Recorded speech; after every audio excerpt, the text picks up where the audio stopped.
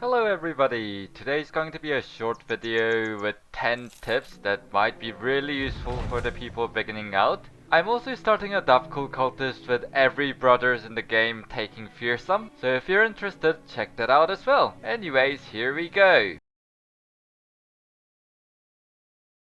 If you're having trouble finding any early game armors, try farming some undead graveyards.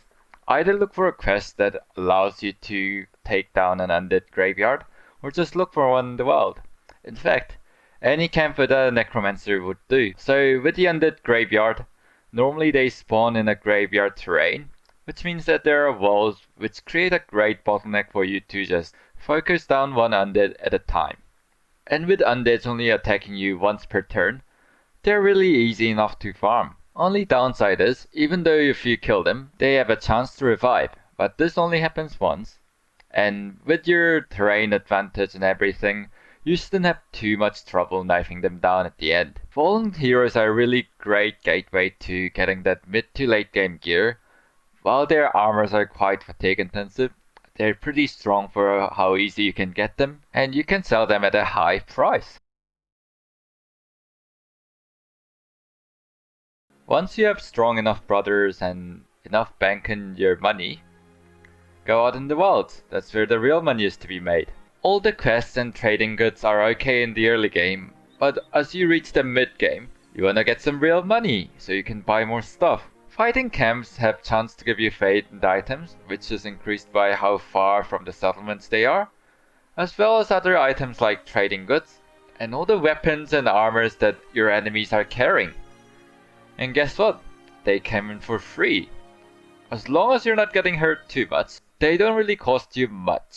And you don't have to go in between towns. As long as your inventory allows, you can farm them as much as you want.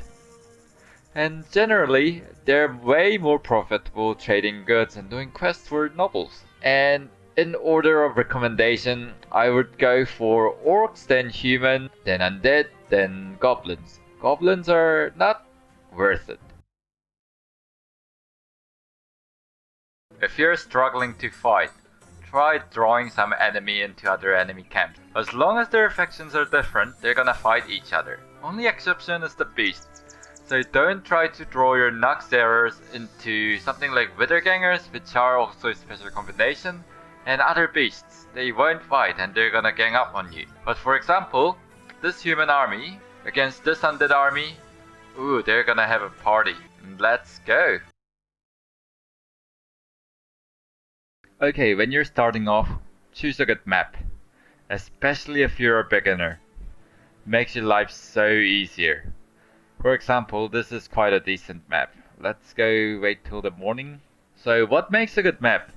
I look at three things. Ports. So this port over here is gonna carry me up to all the way down here. So having a good south and north connection is pretty important. Another thing is the wilderness. So the bigger the wilderness is, better the camps are. How the loot system is actually determined, the further away the camps are from the settlements, you get better loots.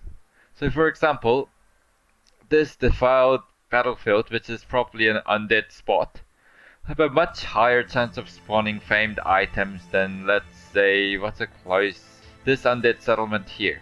So having a wilderness that's quite far away from your nearby settlements, quite important for farming those famed items.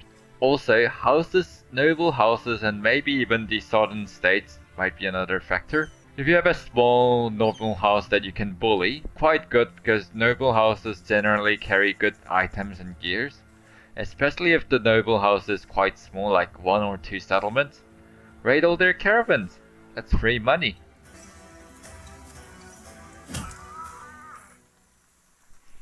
And yeah, if you're looking for a good seed, this might be a really good one, because it's all A's in small case letter, so it's quite easy to remember. So if you're struggling to find a good map, try this one. Okay, when you're hiring your new recruits and hire them, don't only look at their talent stars, also look at their base stats. So let's look at these 4 guys. Let's pretend you've hired them.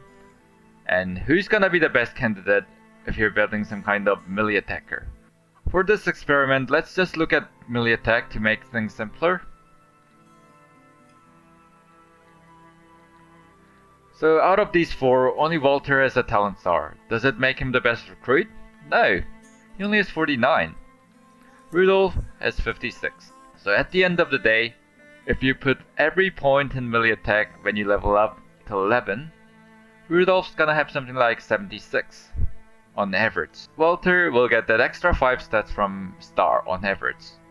So with 1 star, Walter will have something like 73 at level 11. So even though Rudolph doesn't have any stars, Rudolph actually has better stats than Walter expected at level 11. Other thing you might want to look out for is traits. Things like tough that gives you 10 extra hit points from the top. It's very useful. So don't fall into a trap of just looking at the talent stars and building, let's say Oscar had 3 range attacks. Would he make a good archer? No. If you're looking for a guide on which brothers to hire, you might want to watch my tier list for the backgrounds. It tells you which brothers you should hire and which brothers to avoid. And pimps are the best. Keep your strong brothers in the back line until they're leveled up. For example, this guy's the most promising person in the cultist run. Only thing you really have to worry about is marksman headshots. This helmet is mostly gonna prevent for the time being. So when can they go out into the front line? Once you have nimble or battle force and you have defense of something like 25, they can start fighting in the front line. Brother who also has a high attack capability, because they only attack once per turn and they don't build fatigue, because 200 weapons don't build up fatigue more than you can generate.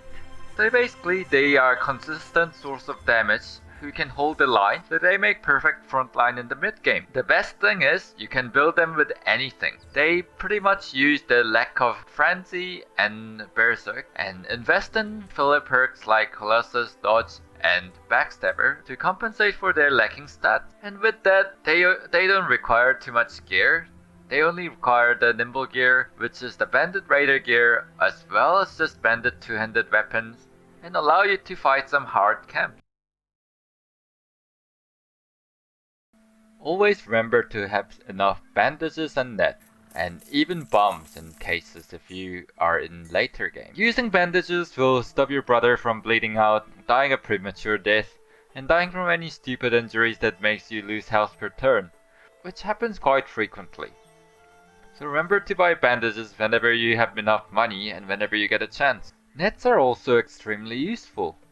They debuff your enemies so that they can't move and lowers their defense skills, which means that you can fight some enemies much earlier than you normally would without nets. So make sure that you're carrying some nets either to dagger down people or hold people in places, or just to make sure that you can hit them. Don't be afraid to buy things.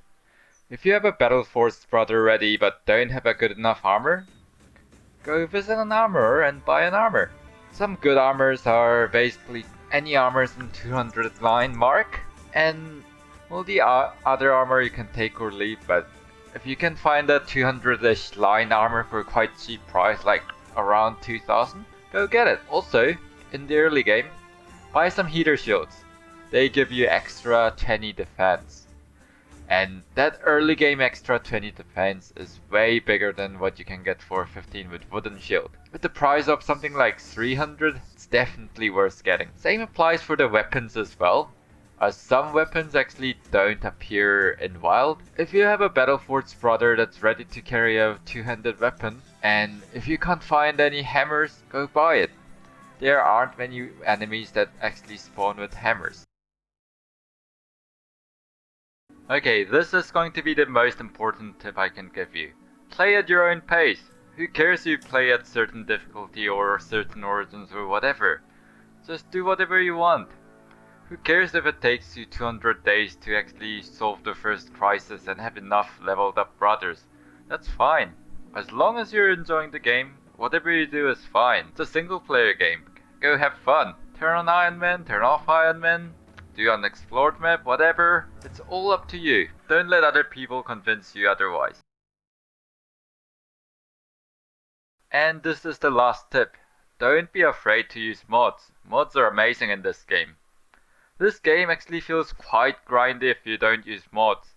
So why not use a mod that actually shows stats of your brother that you're about to hire? What about a mod that makes turn go faster? Or you can even add in some mods like Legends mod, which makes the game much interesting in a way. And there are so many mods that make the game quite interesting. So once you had your share of fun in vanilla mode, but you're starting to get a bit bored, try out some mods. Make the game more interesting, or just get some utility mods that's gonna make your life much easier when playing Battle Brothers. Well, that's it, people.